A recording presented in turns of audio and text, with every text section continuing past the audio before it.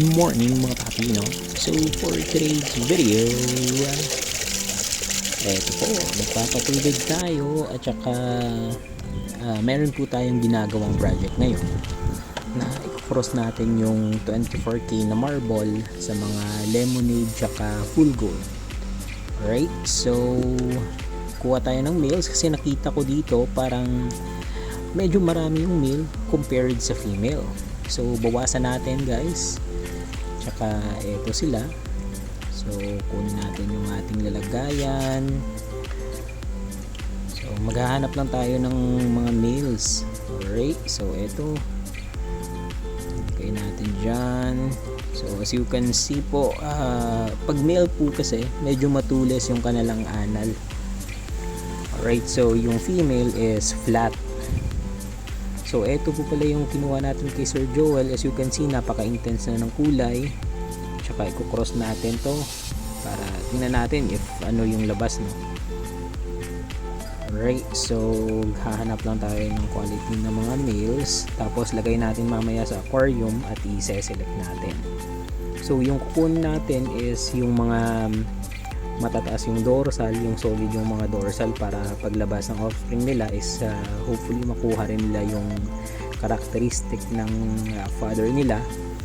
Kasi nakita ko kasi guys yung ating mga female is medyo thin yung dorsal, no. So yung gagawin natin is gagawa tayo ng panibagong strain. Ewan ko if anong tawag dito.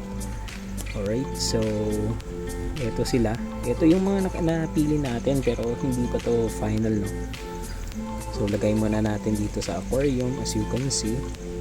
So lagay natin. Medyo malaki yung aquarium na lagyan natin, hindi masyado visible. So pag may time, magpapagawa pa tayo ng viewing tank para talaga sa mga mollies, no. So ito sila. Tingnan nyo guys. Solid yung mga dorsal kasi ito yung mga, yung iba dito is galing kay Sir Joel sa kaniyang grooming tank. So binigay niya sa atin para may panimula tayo. Right, ganoon talaga pag at saka solid na tropa, no. So binigay niya sa atin. So pag tayong bumili, medyo mura kasi medyo matagal na rin nating kilala Sir Joel, hindi pa talaga isda. Yung ano, nag-exotic pa siya. So nag-exotic pa din ako. So sa ngayon, ito pala yung nakuha na natin.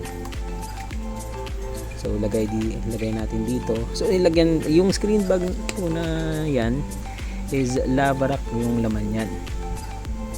So nilagay lang natin, galing yan sa koi pants natin before.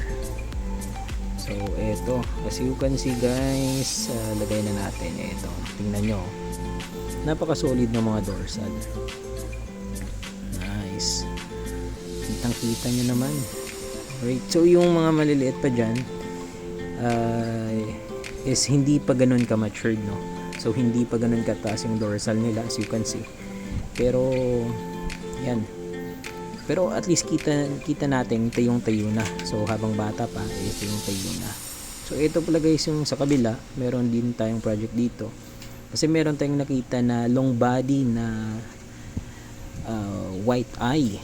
So ito siya, medyo hindi visible. So parang sakura to na white eye, i-cross natin sa isang gold na eto, full gold to na gold eyes. So ating produkto to.